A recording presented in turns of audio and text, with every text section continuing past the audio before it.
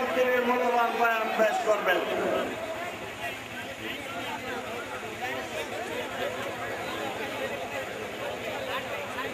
এই গত বছর এই সময়ে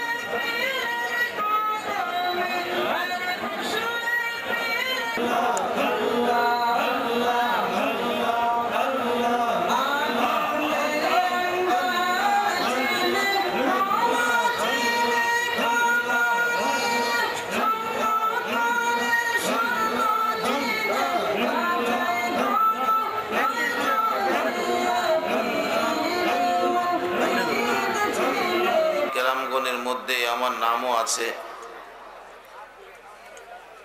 2 দিন ব্যাপী মাহফিলে মাশাআল্লাহ